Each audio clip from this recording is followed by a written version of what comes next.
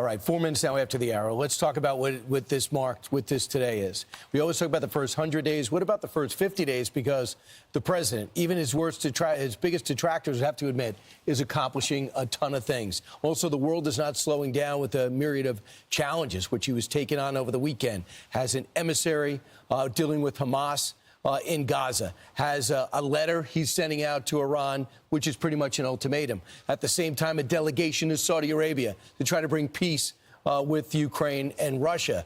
And then there's just the things that he's doing because it's an agenda. His agenda he wants to do, and that is change the direction of our economy, make us less of an import economy, and start making things here. There's a huge transition in our economic focus right now. So, Ainsley, there's a long list of what the president's been able to accomplish right now, starting with the slashing the billions in waste via DOGE. He declared a national emergency on the U.S.-Mexico border. I mean, if you just look at the border. That's the biggest success. It is just, I mean, you can't deny it, whether you love them or hate them, the border is secure right now. He sent troops to the border as well, and he released got the release of the dozens of the Israeli hostages. Yeah, that is wonderful, seeing those images of them coming home and hugging their parents and their loved ones. Very emotional. Also, the expansion of oil and gas production in the United States, set tariffs on Mexico, Canada, and China to bring business back here to America, signed executive order banning trans athletes from women's sports teams, and signed an executive order expanding access of IVF. Remember the Democrats said, oh, he's going to take away IVF rights? Well, no, he's expanding Makes it more affordable. Exactly. Changed the Gulf of Mexico to the Gulf of America, just to name a few. Right. The last one caught me by surprise. Yeah. But it's cool. On that poster. But it's kind of cool. Yes. I hate the pivot from the talking point, but the men in women's sports. I am surprised that is still a story. We saw it over the weekend where the new senator from Michigan, Alyssa Slotkin, who gave the speech, could not say that men should not be involved with it. The president is winning. It's like an 80-20 issue. And she says leave it up to the locals, and he's dominating on that. I would say, as it relates to the two things that he's gaining more and more traction from, it is what he did at the border and this issue alone. There's still some stuff to fix with the economy, but those two issues have been winners. Yeah, the whole tariff thing's got to be worked out. I think a little bit of a steady overhand, but the focus, I get it. Listen, we're going to start making things here. I thought Sean Fain over the weekend, who runs a major union that spoke out at the DNC. Right. Over the weekend, he said, I support what Trump's doing. And I go back to when Ross Perot sat on that stage with Al Gore and or had a debate on Larry King with Al Gore, who was vice president at the time.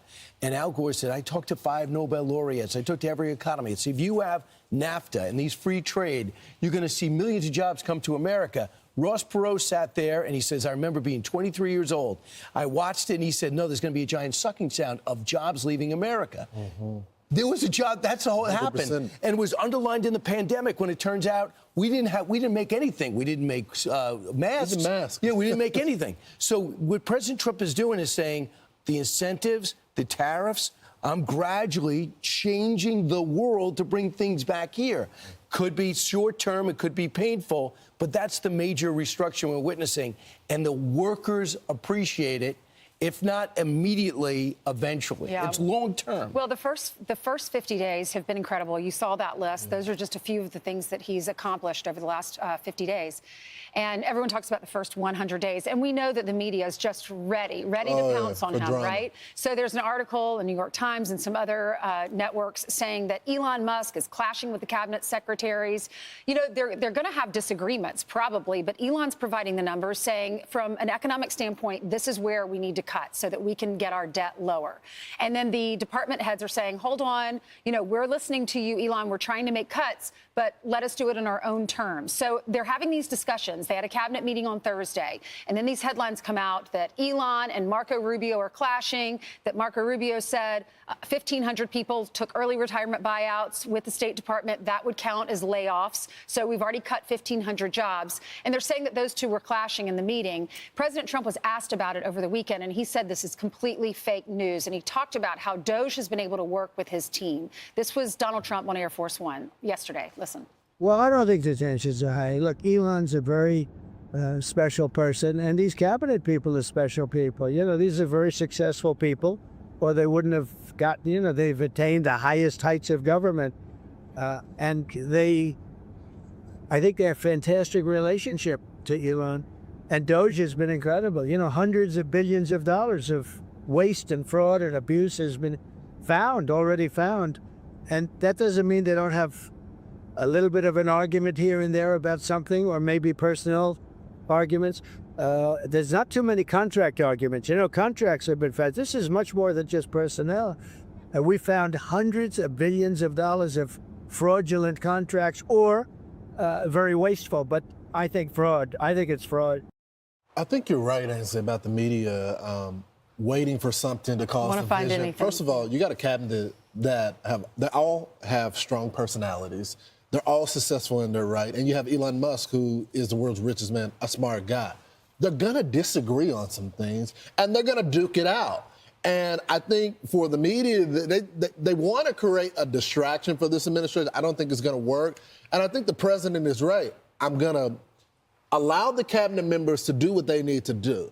If they can't make the necessary cuts, then I'm going to send Elon in. Thanks to the leadership of Senator John Thune, they got their cabinet secretaries in place in record time. They got it start now with the undersecretaries and the ambassadors, especially in Israel. But it actually happened. There was an explosive meeting behind closed doors. Elon went after Marco Rubio directly. Rubio took it, then fired back. It also clashed with Sean Duffy. Sean's like, what are you doing in my department? You can't cut air traffic controllers. And he said, I'm not. He goes, no, you're not, but your people are. Can't do that. This is, to me, as healthy as it gets. Yes. Trump watched the whole thing, by all reports, watched the whole thing going on and go, okay, enough. Here's what we're doing. Cabinet secretaries will handle personnel. But you have to check in every 2 weeks. And if you're not doing it, you're going to have to deal with Doge, who's going to deal with me. So we have a system in place. Anybody who goes through any moment in history where you just want to open up a book and get a perspective on what Reagan did or Woodrow Wilson did, you find out about all these clashes. That's right. It doesn't mean either side is wrong. It means different opinions about doing things with one objective, making successful. And if you are an egomaniac doing it for the wrong reasons, those are the ones who are short-lived. To me, I love the way this came out because they all have the same objective. That's right. It's the methods.